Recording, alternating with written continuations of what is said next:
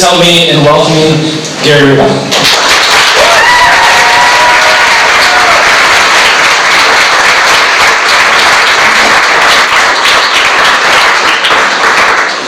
Thank you so much, Steve.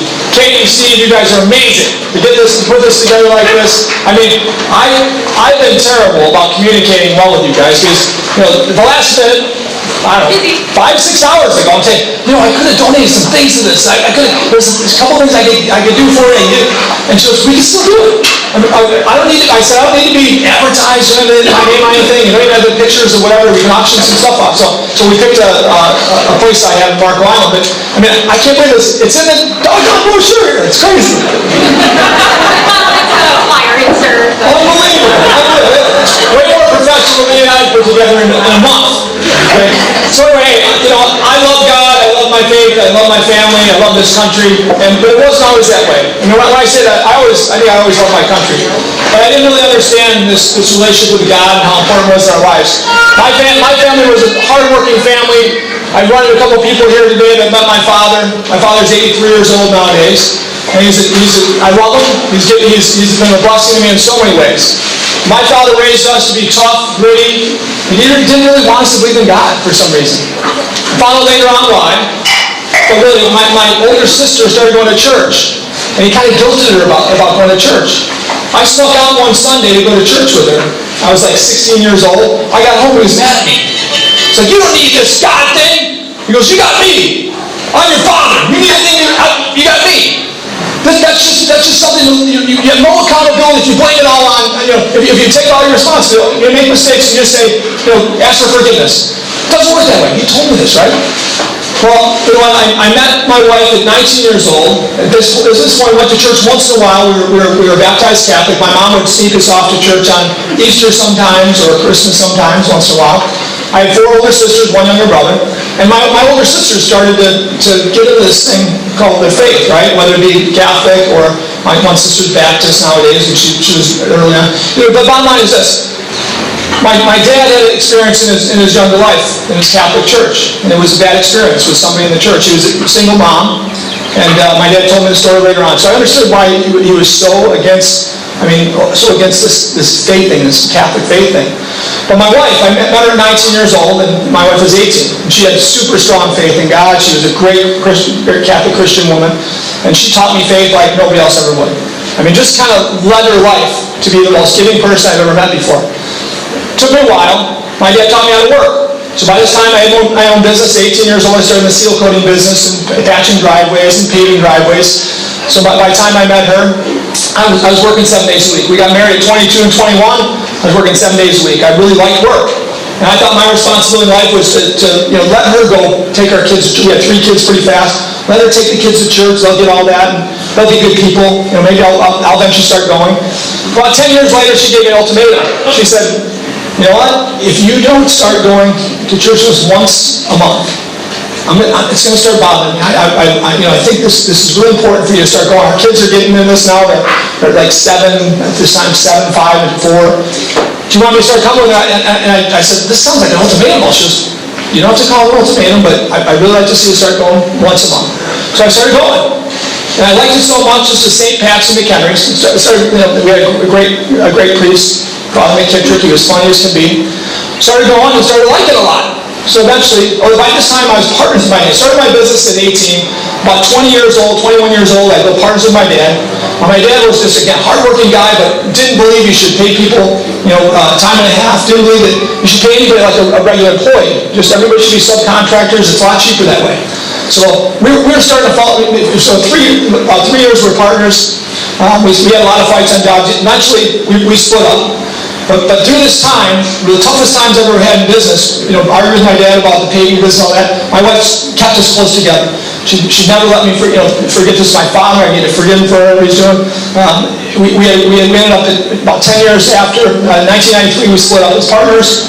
But what we learned is this. What I learned is this. In 1994, 1995, I was on my own with this business. I bought my dad out. I started going to church consistently. I went through RCIA, did a lot of things. Went to Cursillo, had a great Cursillo men's weekend that really changed my life. And in business, my wife correlated all my failures as just not serving my customers like God would want to serve them. So constantly, while I have some failures, she said, did you serve them at the level that God would want you to serve them? I look back and say, oh, I just wanted to make sure I make some money. Maybe I didn't do the right thing. I think I did a good job. I should just focus on one thing, serving your customers better than anybody else in the world, and good things will happen. So I started thinking about it more and more. I had some great mentors in my life that are Christians as well. And started thinking, how do I serve my customers at a world-class level? As I got closer to God, I got closer to some mentors in my life through my faith. And all they talked about is how they scaled their businesses by serving at a world-class level. So our growth started happening in the early 2000s. And eventually my goal from a great mentor of mine, he said, Gary, go beyond what you've done before. You're a $6 million company. You want to be world-class. You're a Catholic Christian like me. He goes, think about the moonshot that Kennedy had. You're thinking small ball all along. Think about a moonshot. I said, well, what do you mean? He said, well, Kennedy, nobody believed he could put a man on the moon. So I got this. I read about this moonshot thing and how he thought. So I said, my moonshot, and at this point, we were just paving parking lots all over Illinois. My moonshot was now to pave parking lots anywhere in the world. Well, I had to bring that back because I couldn't figure out how to go across the sea, but I brought it back to anywhere in the country. I want to pave a parking lot in Hawaii, Alaska, anywhere in the country. It took us 7 years to get there. We grew faster than we'd ever imagined growing before in that 7-year period. It was a 10-year goal. But we've continually done that. In our businesses today, we have 13 companies, and Moonshot Vision is what we had in every single company now in the last 20 years. 4 of our companies have exceeded the moonshots. They're world-class companies. There's 4 companies that have no real competition. When I say this, there's a few people that might compete, but these are big industries where we have very little or no competition. We're in technology in these industries now. We're paving concrete and asphalt faster than anybody in the world. And my team understands what a moonshot looks like. They understand how to build a team to get there. So when I think about this organization right here, I'm confident that this organization will be amazing. What you guys explained to me, the need that you explained to me, I realized, right? My kids have gone through Marian Central, through Catholic schools. My wife and I were products of public school. But she studied her faith a lot. But bottom line is this: my kids are amazing kids. They learned how to be servant leaders. And today two of my kids run my companies, and one of my daughters runs her own company, her husband. And all they do is they serve at the highest level they can. And they're very successful. My son oversees all of our companies. My daughter oversees our national business. My other daughter has 3 companies. Her and her husband are lawyers. We have 3 kids. I got 3 great grandkids. Awesome grandkids. Not great. I'm not that old yet. I got one son we adopted. He's 21 years old nowadays. My son at 21 is adopted. He was adopted from Russia. He had some issues, and we were blessed that this kid turned out to be an amazing kid. He's on my campaign every day. But the thing is this: when I look at moonshots, a young man came to me about 10 years ago, Charlie Kirk. You guys know who he is? Turning Point USA. So Charlie Kirk came to me at Bull Valley, and he said, Gary, he goes, I know who you are. I know you're doing some stuff for freedom and free enterprise and small businesses. At the time, I was in some other organizations. He said, I need help. I got $15,000 so far. I got about 15 or 20 kids and a couple other investors. I want to build this thing. He told me his issues, just like Katie was telling me the issues that she saw in education today. And I'm like, man, this is scalable. My kids are in college. They're getting brainwashed. I mean, they're strong enough conservatives that they didn't totally get brainwashed, or conservatives, but they're working on them to be socialists, in my opinion, right? So I saw a need that Charlie was talking about. Charlie said, I want to build an organization in the state of Illinois, maybe the Midwest, maybe the whole country, that actually teaches kids why it's so important to understand faith first, understand this great experience, this freedom that we have in America, and to teach kids to understand how dangerous socialism and communism is. So this young man had studied the world at this point of governance. Every country in the world for the last 2,000 years. Charlie, at 18 years old when I met him, could tell you what form of government was in place any time in the last 2,000 years, what condition they are in culturally or economically, what wars they've been through. This kid had photographic memory. So I looked at this kid like I looked at you guys, thinking, you guys are passionate. You can scale this thing, right? So sure enough, my wife and I agreed that we'd invest in him, and we'd help him grow it. So we were the third investors, the second mentor to Charlie. But what did I talk to him about? Moonshine. Charlie was saying, I want to have like 10,000 kids in 4 or 5 years. I said, I'd like to go 10 years out, Charlie. Let's say 100,000 kids in 10 years that are part of this group. Well, it's going to be 10 years, another 8 months, I think it is. And we've got over 500,000 kids across America in Turning Point USA chapters. We have a budget of about $100 million a year now. And this is growing crazy. And what are we doing? We're just teaching kids that their independent minds and their faith in God can lead them in the right direction. Professors aren't there to teach them these things. So it's working out really well.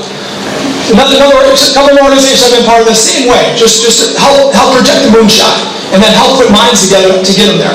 And so I'll help you guys any way I can in the future, because this is a need, a huge need. As I'm running for governor, I'm learning so many things about our state, so many problems we have. I've got a person coming in town that's one of my friends and advisors. And I look for the best minds in the world today for advising my businesses, my personal life, or anything I want. So I've got some of the best advisors in the world on a couple of things. Economics, because I believe I can change the economics of Illinois with people that have been there and done before in other states and other countries. I believe we can change this craziness we have, this defund the police mentality, and police are bad and criminals are good. That can be changed really fast. People have done it all over the country. They're my friends and my advisors. But one of my most important advisors, the person I got coming out on Monday this week, I'm not promoting this, you guys can tell me you want to, but enrolling medalist, the guy Jaco Boyens is coming out. He's the foremost expert in the world of human trafficking. He's a general in the war against human trafficking. He was one of Trump's main advisors on the subject. And he tells me, he's told me ever since I started running, we have big problems. So as he's investigated more, he believes Illinois is the worst state in America today when it comes to human trafficking and how we're grooming our kids in our public schools to be trafficked themselves someday. Okay? This is sickening. It infuriates me, and every man in this room needs to stand up against this whole thing, right? I mean, I know where this one's somewhere in, but this is so important what you guys are doing, because it's not going to happen on your watch. And so as we scale this, and I want to help you scale this, look at this vision here, what we do in your backyard here, but this should be scaled across America. Because Illinois schools and public schools across our country are going to collapse. They're going to collapse. They can't continue. The devil's not going to last. God's way stronger. We're going to be, eventually these public schools are going to collapse. And this is what's going to win, right? So think about what you do to scale this thing nationally. I mean, I believe we can do this, and I want to help you in any way I can. But again, think about the vision. I want to help you with that. But this human trafficking is sickening. And again, anybody that investigates this, it makes your stomach turn. I lose sleep at night now because I'm learning so much about it. And we have to stop it. We made our state a sanctuary state, as many of you guys know, with Rauner, a Republican, made us the first sanctuary state in America. I actually supported that guy. I was sick when he did that, but I was even sicker when he did HB 40. Made us the state where taxpayers pay for abortions. Okay, these two things made me sick, and I never would support them ever again, right? The bottom line is, that was the start. And then we get this Pritzker guy, right? He takes it to a whole other level. He eliminates the communication. You guys know this. Dave, everyone knows this. Rob, of course, knows this. He eliminated the communication of ICE and all our police, right? Even ended our facility up in McHenry County and 2 others in the state. What does that do? I had a sickening, I don't know if I told you guys this, Rob, but I had a crazy, sickening conversation with a young man in Southern Illinois. I said, what are you looking for? What do you want to change the most? He goes, we have more trafficking in drugs and humans that I could ever imagine seeing. This guy's from a community, a county of about 10,000 people, a little community in Southern Illinois. He goes, my buddy, another sheriff's deputy, pulled over a van. There were 3 adults in the van and 9 kids, 9 boys under 13 years old. Was we didn't think the guy spoke Spanish, so we called another unit to come with a guy that spoke Spanish to try to get these kids to explain what they were doing in the back of this van, kind of piled up all next to each other, right? These kids would not say a word in English or Spanish. An hour later, they had to shut the doors while these 3 adults smiled and drove away. They knew what was going on. They knew they were being trafficked. They were confident they were being trafficked. They couldn't get a hold of ICE or any federal police to understand what was going on, right? They couldn't get anybody else involved that would have otherwise before. So again, we're doubling down on being the most evil state in the country, and we got to stop it. And of course, what else took this further? The non-notification of a young girl, 12, 13, 14-year-old is pregnant. That doesn't mean notification to the parent now to get an abortion. So think how much easier it is for these sons of guns to traffic in our state instead of any other state in the country. Free abortions, no notification. They're protected by the sanctuary state laws. Illegal felons are protected like no other state in the country. So Jaco's got me fired up on this subject. I want to win as governor because I know I can lead from that point like no other. It doesn't matter. In my life, I'm not going to stop going after this issue. And I want every man in this room to think about this. Women, it's easy. Women get infuriated. They're raising their hand. They want to get involved. Men, unfortunately, are not as strong in the subject. Myself included. I mean, I'm no different 2 years ago, right? I knew about it a couple of years ago. I tried to help Yaakov with some things, but I've not gotten involved as much as I needed. But we've got kids dying every day, little babies and little kids dying, and younger teen kids. So we got to stop it. It's not a popular subject, but I want anybody else in this room to join me in that fight. But I want everybody in this room to think about the moonshot. All right, Katie and Steve, the moonshot's got to be an amazing one for you guys, because this is a solution to solve so many problems in our country. Right? We need to put private money together, not worry about public money. Right? Private money together to build this in every market we can in the country, because we'll save kids, we'll save lives. I'll tell you one last thing. Because I've been blessed in my business in the last 20 years more than ever as I've understood how to look for people that love something more than themselves.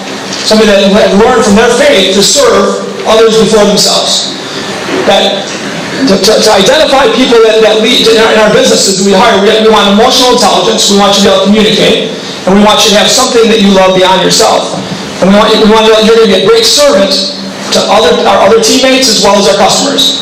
And we find those people one after another, like nobody else that I know, because we know how to identify. We're going to interview for that, right?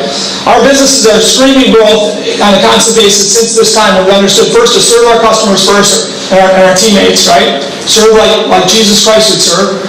And then when you do that at a world-class level, customers want more of it. And so I'm so blessed that when my wife passed away a year and 7 months ago now, brain cancer. But for last year of her life, I was home with her. If I wasn't home with her, I wouldn't have known that I could step out of my business and my leaders could all leave without me. Right? I wouldn't have known that there's other things I could possibly do in this world than run businesses. I mean, I do things on the side, but never as much time as I need. Now I'm going to dedicate my life to really important things. I want my business, I'll continue to be an entrepreneur and help scale these businesses. I love doing it. But I want to scale great ideas. My blessing is find the best minds in the world to scale great ideas. So I want to help you guys and other great organizations I love scale things, right? The best minds you can find in the world. Because we'll solve more problems with that ability I have than anything else I can do in my life. I like paving parking lots and concrete and asphalt. I'm very passionate about that, right? But mentoring great people to lead, to inspire others to lead, that's the best. So for you guys are amazing leaders in life, and I'm sure there's a lot of people around here that'll be there for you, but I'm there for you. And I appreciate everything you guys are doing, and God bless you. So, am I race for governor? Hey, you know what? That's a secondary thing. I mean, I want to win this thing. If I don't, my life is amazing. I'll go on and do some fun things, and I'll continue to. But in Illinois, my thing is this. What I want to do is this. If I don't win, and somebody else does, I want to inspire them to the same exact moonshot. Moonshot for me in Illinois is by 2025, more people are moving into Illinois than any other state in America. Okay, we've got such a hole in our environment. We've got this amazing manufacturing hub here. We've got the best location in the world for manufacturing, distribution, for technology and everything, right? But we seem to lose businesses one after another to states around us. Because our regulatory environment is ridiculous. Our taxes are crazy. Property taxes are the highest in the country. Gas tax second highest, right? All these problems we have. And what they don't understand, these people that run our state, right? They don't understand that if you're more competitive and you deliver a great product, just like our businesses, just like we're going to have to do here, right? You're competitive, but you deliver an amazing product, you'll win. More people will come here. That's what Florida figured out. That's what Indiana figured out. Tennessee's figured it out. So we lower taxes to the average of the country, lower our regulatory environment to the average regulatory environment. More businesses want to be here. More people want to buy homes here. Our home values will double in a short period of time. So again, my goal is by 2025, you do those two things well. Regulatory environment competitive with the rest of the country for small businesses. All right, taxes competitive with the rest of the country for homes and buildings, right? Do those two things well. We come back like never before. And we will be the state by 2025 with more people moving in than any other state in America. That's my moonshot. You guys can help me with that, okay? So thank you guys for having me. I really appreciate it.